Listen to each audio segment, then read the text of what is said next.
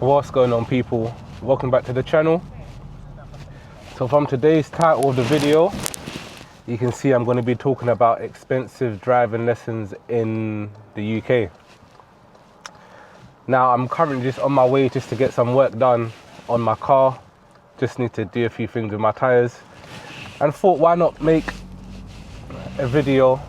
Well, I was actually planning to make this video tomorrow, but thought, and now I've got some time, you might as well get into it a bit.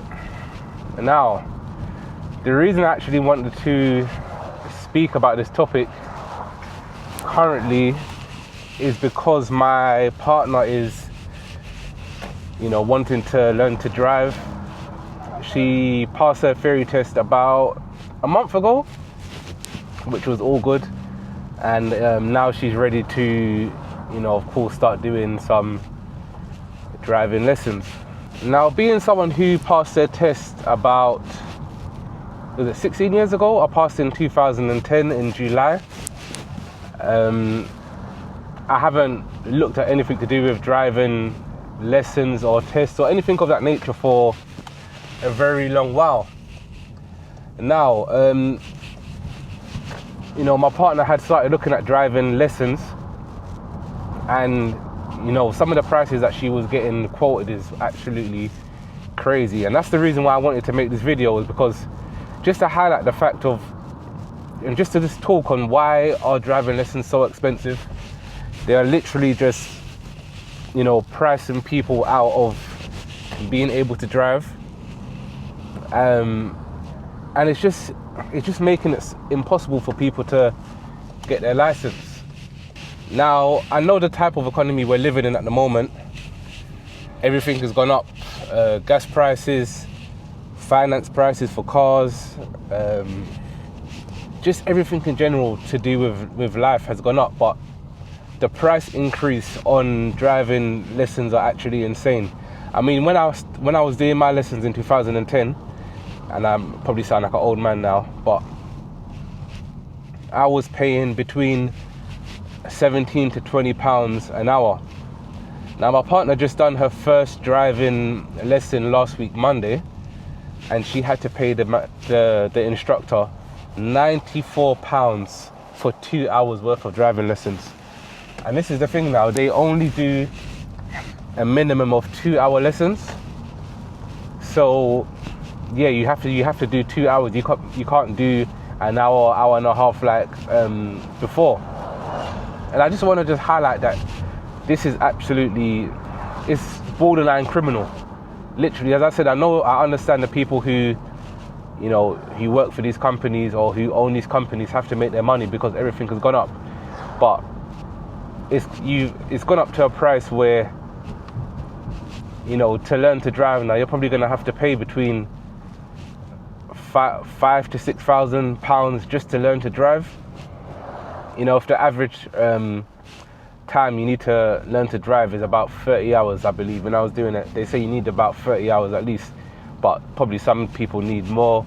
And when you factor in people failing their test, obviously not passing the first time, and then having to rebook it, that's also money on top of that as well. So yeah, I just really wanted to just kind of talk about this and also give a few tips maybe to people who are thinking to drive or who are kind of in the beginner stages like my partner, on how to maybe navigate it and try and save some money in certain areas as well. But yeah, it's absolutely crazy to think that she had to pay £94 for 2 hours worth of driving lessons. And even when I think about the price what my partner paid for these lessons, that was actually the kind of best price that she found for the area that we were living in. And there was other schools that she tried to look into that were closer to £110 for the 2 hours, 120. And it just made me think, are they actually just trying to price people out of driving? Is this a bigger initiative of maybe what the country is trying to do, what the government is trying to do in when you think about them wanting to move everyone over to electric vehicles, they want more people riding bikes, They want to clean up the economy. It's just, I don't know, man. It's just a crazy thing to think of, to pay that much for driving lessons. But as I said, what I'm gonna do, I'm gonna run through, just some tips that I was thinking of over the last week or so, because that's what we've been doing over the last week. We've been looking for driving lessons, so it made me come up with a few tips of what we could do to save money, obviously on the lessons, and to actually make her pass first time and in a timely manner. So yeah, people, let me get into it now. So the first thing what we're going to do is, of course, she's going to be taking lessons with this new instructor that she has now. She met him on Monday and she was happy with how the lesson went. I'm also going to be giving her a lesson at least twice a week. We both obviously work, we have kids, so our weeks are quite busy, but I think at least twice a week I'm going to be able to give her a lesson. So that's also something that you guys can do as well. I don't know if you've got a partner, brother, sister, mom, dad that drives, maybe try and reach out to them and link up with them, and just ask if they can take you on a quick, maybe half an hour lesson. And this helps a lot, because what it's going to do is going to keep your memory fresh on what you've just learned. A lot of the time when you're having one lesson a week, the week in between the lesson, you can kind of forget what you've done and what you need to do and what you need to learn. So yeah, having that person that can help you out within that week, even if it's just once in the middle of the week, just to refresh and recap on what you're doing, that's going to be a big help, a big money saver, and it's also going to get you to pass your test quicker than you would if you were just doing one a week. Now, the next thing what we're going to do as well, now that she's had the lesson with the driving instructor, she's actually going to book a block of lessons, because that way she's able to save money and get it cheaper. But what I would say in the beginning is to have a lesson with your instructor first before you book in bulk, because a lot of the time when it comes to driving lessons, you have to go with someone who you're compatible with, and who you get along with, and who's able to teach you the best. So yeah, always book 1 to 2 lessons first, and then after that you can go ahead and book in block lessons, so you're able to make some savings on the expensive lessons that we have. So yeah, that would be my tip number 2. Now, another thing what is kind of come into my mind is to actually watch YouTube videos on people learning how to drive and people instructing. Now, this is something that wasn't about when I was learning, but if it was, it's something that I definitely would have taken full advantage of. And now a lot of driving schools are putting their driving lessons online, and there's a lot of people online who actually teach you how to drive. And this is something that's going to be a big help to you, because when it comes to driving, you actually have to learn visually. Obviously, you want to be able to have your actual practical lesson, but outside of that, if you're not able to have more than one a week, you need to, as I said, be trying to learn with someone, but using YouTube as a big advantage and as a big help to you. Because as I said, they're going to put their lessons online, they're going to actually teach you how to drive online and what to do. So yeah, just go on YouTube and literally just spend hours watching those videos, because once you watch those videos and you put it into action, as I said, it's going to help you pass faster, and also give you a little bit of savings, as I said already, because that's what this video is about. Now, the next thing that I want you to do, and what I've advised my partner to do, is I've told her to book her test from now. The reason is because there is such a backlog of tests. Even if she was to wait until she was close to being able to book her test, she would probably have to wait another 6 months on top because of the backlog. So by doing it this way, booking it early, booking it now, getting it out of the way, what you're doing, you're essentially allowing yourself to be ready up to your test. So even if she was to book now, it's probably going to take her about 6 to 7 months anyway to be able to learn fully and be able to pass her test, and by then she'll be able to get a date. You can use different cancellation sites and apps, or you can actually physically sit on the website and just refresh it every minute until you get a test date. So yeah, that's another thing that I've advised her to do, and I think you guys at home should do as well. Now, another tip that I want to give that could possibly help you guys, and I've given this tip to my partner, but she's kind of said that she doesn't want to do it, but maybe, picking to learn in a manual car rather than, learning the automatic, what most people are doing these days.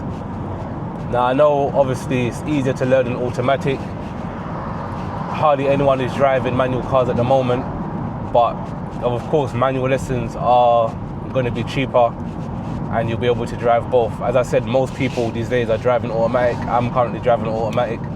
This is actually my first automatic that I've had, and I've had about 7 cars in my lifetime. So yeah, it's much easier. But yeah, just learning in a manual vehicle, as I said, the lessons will be cheaper.